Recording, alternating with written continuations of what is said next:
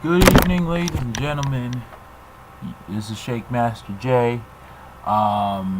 Just wanted to say my old mic is starting to get all funny on me, so I'm definitely ordering a new mic for better sound quality and purposes.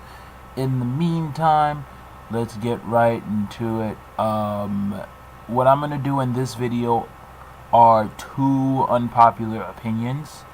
Mainly because, two unpopular album reviews. Just getting right into it. The Lil Wayne dedication mixtape, Lil Wayne Dedication 6, and the Migos Culture 2. These albums came out a while ago, but I figured I'd talk about them because they're both two-part series. So, getting into it, we will talk about the Migos Culture 2 first. Now, a lot of people looked at Culture 2 and was shocked by the fact that this album had 24 tracks on here. A lot of people don't know this, but this is actually a 2-disc album, which is why people were a little taken back by the fact that it was 24 tracks. It was really 2 discs, but since it was on a playlist, there's no point. You know what I mean? But if you actually bought the disc, which is clearly leaving out, Walmart and Target will soon stop selling discs and everything will be digital, which is coincidental and helpful in many ways. But for the most part, the 2-disc series is just that. It was 2 discs. Culture 2, obviously Migos, an Atlanta, hip hop band that really didn't flourish until, the Migos came out with a track called Versace and blew up when Drake hit the remix. And ever since then, they've been slowly on a rise, and they came out with their first album, Culture 1, which was one of their classics that put them on the map for real, and people took them seriously as hip-hop group artists. Now, obviously, they said they were the best rap group or group period, and Busy Bone went on his little thing, which I thought was stupid, because y'all have been saying that. Why can't they say that? Not saying that the Migos are, but I wasn't mad at their comment. Y'all can throw out Wu-Tang and D12 and all these other rap groups that are quote-unquote better, which, sure, I prefer listening to them, but it's a fucking comment, guys. Chill out. Busy Bone, I'm very disappointed in you. That's why I laughed my ass off when I saw that report that Migos have made enough record sales to tie them with the Beatles. Laughed my ass off when I saw that shit. But, yeah, they came out with Culture 2, which will be their next album. Obviously produced by the Migos themselves, DJ Darrell, Kanye, Metro Boomin, of course, Pharrell Williams, and that's just to name a few, Zaytoven, and their first single, Motorsport, which, getting right into this, I think it's safe to say that the women definitely outshine the men, and a lot of people feel that Cardi B might have stole Nicki's shine. I still enjoyed Nicki's verse more, but at first listen, I said, okay, yeah, maybe Cardi B definitely got the edge on that, and Nicki's verse was a lot longer. And of course, there's this little thing where DJ Academics had his opinion, this, that, and the third, and then Carcino got in his feelings and gave his, thoughts on it. I don't know what happened backstage as this single was being made. All I know is that this was an awesome ass single to listen to, and I recommend all y'all listen to Motorsport. That shit slaps. But yeah, getting right into it. That was how I looked at it. I listened to Stir Fry. My first reaction to that was, it's okay. But Superstars, I loved. Now, the albums as a whole, I'm going to have to get right into it. I think it's safe to say that the Migos definitely should have trimmed the fat on this album. I think I wouldn't necessarily say if it's 24 tracks long. Um, for damn sure, you did not need two albums. If you were going to say the same content on this album, you did not need to. You did not need to have 24 tracks. You didn't need a second disc. You just need one. Put the best songs on there. I thought White Sand, Stir Fry, Superstar, Gang Gang, Too Much, Julie, in my opinion, Motorsport, Made Men, and just name a few. I thought some of them could have stayed on the first disc. I felt this album was way too much saturated, way too much music for my liking. Although Takeoff clearly was the superstar, no pun intended, on this album, I think it's definitely one of Migos' pretty good works out there. They're taking advantage of the market.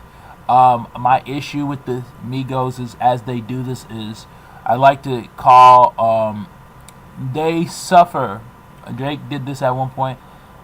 So many artists suffer from Lil Wayne syndrome, and that is when you put so much music out there that the quality is way too underwhelming to enjoy. And I think this is a problem with the Migos, is they put too much material out there with no substance and no quality or nothing to really grab fans' attention. I've listened to Deb Miami, follow him, his reaction review on this track, and he's mentioned multiple times, and I've actually peeped this too, the Migos has been making a lot of Patek rhymes, a lot of rhymes about watches. It's one thing to talk about jewelry, but when you use the word Patek in your rhymes all the time, that was the problem with Meek Mill. Every time he's always, if you use the majority of his rhymes, he's always talking about a Wraith, or he's always talking about his Rolex. We don't need to hear that. But can you tell time on that? That's the thing. Migos, can you tell time on the Patek watches? That's the real question. You got all these Patek watches, but can you tell time?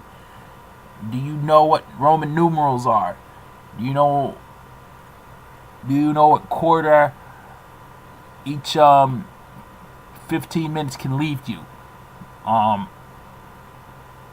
you know what a minute hand is? Do you know what a second hand is? Do you know what an hour hand is? Those are important questions, Migos, that I must ask you while you're rapping about Patek. However, I think my favorite track is Made Men. I can't really say I have a least favorite track, but a lot of people posted out there that Two Player was kind of similar to Dead's, like they just copied and pasted, and I peeped it, and they're not lying. However, I do believe that this is a drop on quality. While there is no song that right now that I can't really say I didn't like, I will say that each song does sound very repetitive and redundant. However, with that being said, I still enjoyed this project. I still listen to them just for hedonistic purposes. So I still bumped it. I still thought the Culture 2 was good. I just wish the album was still short, which is why I will give this album a 7 out of 10. Now, if you rated this album lower, I don't argue with you. I don't defend my rating. I just enjoyed it for what it was. And that's just my opinion. With that being said, we're going to move on to the Lil Wayne project, Dedication 6. Okay, now let's get right into it. Lil Wayne, as we all know, Louisiana rapper, New Orleans, truly broke out in the scene when he was in Hot Boys. He was signed to Cash Money, one of the very youngest at the time. Blew up when the Hot Boys blew up with Guerrilla Warfare, but then when he came out with The Block Is Hot, his solo push was there.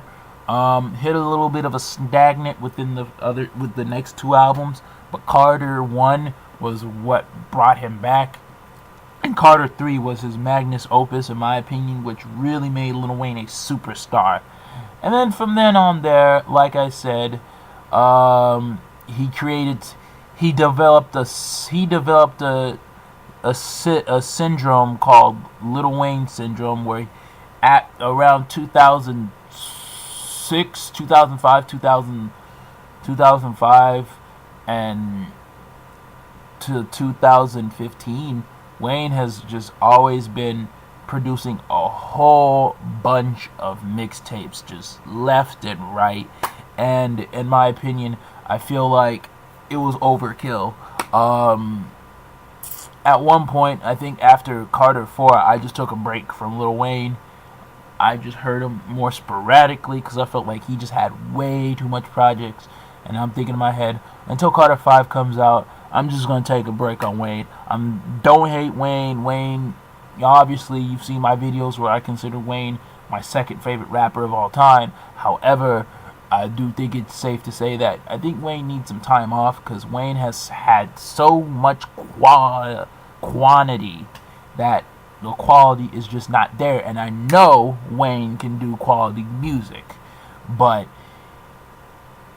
until then, it was just whatever. I felt like his worst project that I've heard in his entire career was No Ceilings 2. When I heard No Ceilings 2, I said, what the fuck is this shit? I'm not even going to go into that mixtape. And then I haven't heard Wayne do music since, with the whole Cash Money lawsuit with Universal, this, that, and the third. I haven't heard Wayne ever since. I've heard him on features that were really good. The ASAP feature, the Tyler feature, the Raekwon features. Just keep going. You just look at his discography and his features. It's there. Especially now when I hear these Lil Wayne features, I'm just like, holy crap, Wayne is doing really well. Made me interested in the Wayne project, since I haven't heard from him in a while, which was fucking great.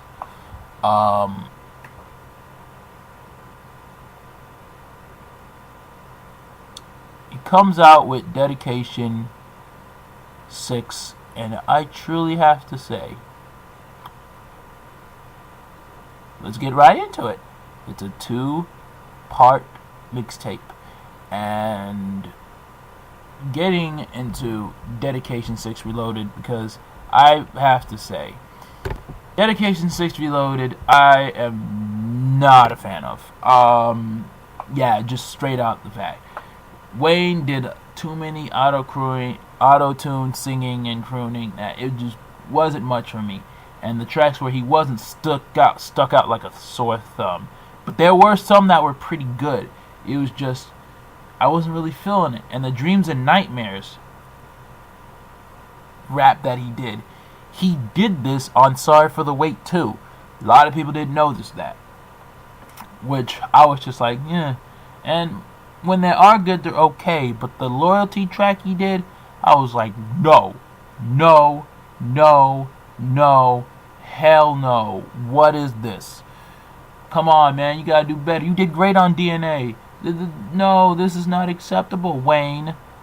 You're much better than that. But like I said, my favorite part of the Reloaded mixtape was the fact that he was answering a lot of questions, talking about Drake, Young Money, why he doesn't go on social media. It was pretty cool why he called his mixtape series the Dedication in the first place, even though he answers that question in the first Dedication series. Yeah, for real, it's a dedication to everybody around this motherfucking. This is a mixtape massacre. Drama then finally came fuck with that boy Weezy.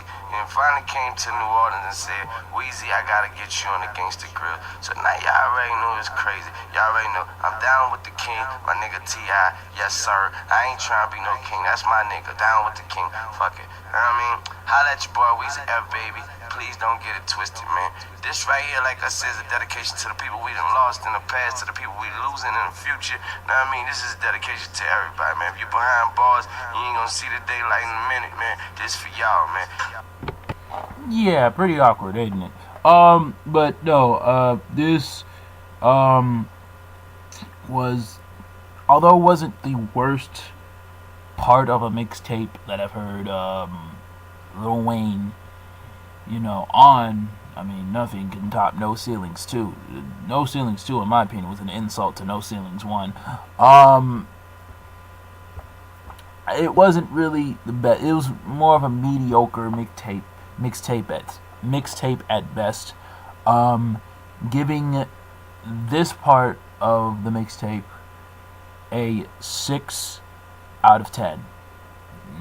I mean, trust me, I didn't give production credits on this one, but I think y'all don't deserve them. Really, my favorite tracks just literally being Big Bad Wolf, Bloody Mary, and obviously Family Feud. Just getting that out there.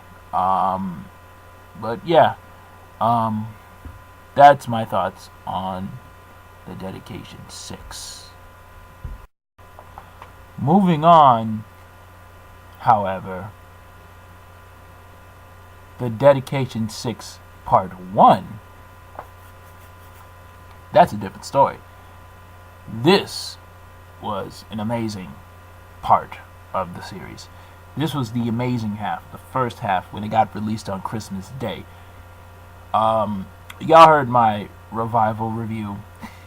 When I said that I would rather listen to, that I'm anticipating Dedication 6 more than Revival, and I'd rather listen to this mixtape over Revival, yeah, I think I was not wrong, and now I know a lot of people feel the same way, including my boys at Dead End Hip Hop. But when I listened to this, I was pleasantly surprised. And if listening to this don't have me looking forward to Carter 5, to Carter anything, Corey Guns. I mean, the first song, like he snapped. Yeah, like he snapped. He did, B. And I don't even fuck with, I have not liked Wayne's on Carter 3 either. But this shit is dope. Really? This shit is dope. Like, I loved it. I loved it. I would call it dope, But I call it good. Hold on. It's better than M's album. You tell him, Mike. You tell him. Yep. I think we all could say, yeah, this is a whole lot better than Revival. And just before I go back to the interview, I'm glad people are saying this, because back in 2010, people were like, Eminem's gonna destroy Lil Wayne, Young Money, and Eminem, quote unquote, embarrassing him on his album, and Lil Wayne's Rebirth album, and people just comparing him to Eminem, like Lil Wayne was the problem in hip hop and Eminem was the saving grace. God damn it, I couldn't stand it. So hearing this shit and hearing the turnaround as this is going on made me happy. And I also want to point out, someone on the comments said Lil Wayne and Eminem swaps talent, Space Jam style. I died when I heard that. But moving on, there was not a lot of songs that I liked on Dedication 6. I didn't, but at least there's not a lot of songs that I liked on Dedication 6 Reloaded. But the first disc, oh, that's a different story, buddy. I mean, you name it: Fly Away, Boys to Menace, Eureka, Blacking Out, New Freezer, Let 'Em All In. Oh my goodness, where Corey Guns destroyed the track. Easy Sneakers. I mean, we can keep going. This is when Wayne was barely using the auto-tune, and Wayne had so much wordplay and lyrics. And y'all can say, oh, he had a new writer. Ain't nobody care. But Wayne was doing great on this. He was clever, and this will go down as another classic in the Dedication 6 series. And it says that Wayne still has it in him. He's never. I mean, Wayne is 35, so it's not like he's completely old. I know he's past his prime, but he still has it in him. I mean, I think it's safe to say there will never be an artist like Lil Wayne. There'll be an artist that'll be similar to Lil Wayne. There will never be an artist. And that's what makes Lil Wayne the greatest. And that's what makes Lil Wayne a legend. Like, Lil Wayne is a legend in this business. Whether hip-hop fans didn't like him 8 years ago will admit it or not. And we're talking about how he kills hip-hop. Just like Drake, they're different people. Their style is different. Wayne's style is so different. His flow, his rapping, himself as an artist, his image, he's different. And as I said, I'm not going to play the audio, but because you can watch it in a link below. But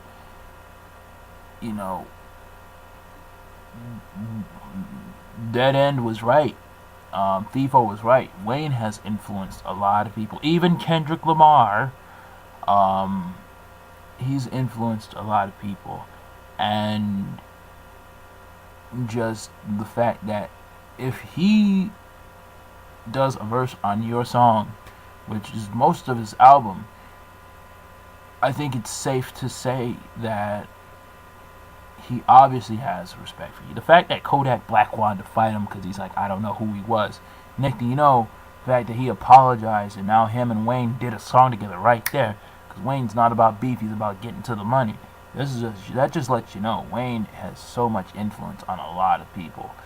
And, I mean, this guy, although Tech 9 was successful on his own, this guy had people listening to Tech 9. Like said, I want to do an interview. I want to do a song with Tech 9 from the West Coast on the radio. He wanted to do a song with Eminem, got his song with Eminem. He wanted to do a song with Tech 9, got his song with Tech 9 on both on his album and Tech's album. He got people fucking with. He got mainstream Wayne fans fucking with Tech 9. I think that's safe to say.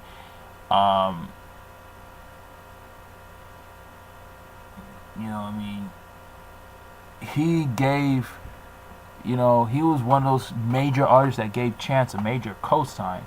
I mean, I can keep going. Wayne has given so many cosigns to Kendrick, Wale, J. Cole. He was doing it before Eminem was doing it. That's for damn sure. You know what I mean? You can call Wayne a culture vulture or a fraud, but the track records and the work he puts out shows that couldn't be further from the truth. And with that being said, the only drawback to this mixtape is obviously content, but not because of the mixtape and because it is fun. As Mike said, it is fun. It is cool to listen to. It's not that serious. I didn't really take too much out of that. So with that being said, I give Dedication 6 Part 1 7 out of 10.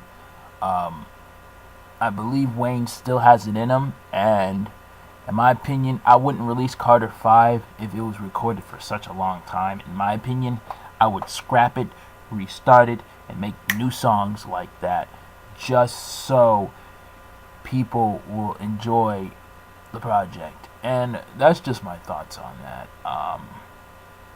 With that being said, this is Jhammaster J, signing off with a crotch grab and wishing y'all a good evening.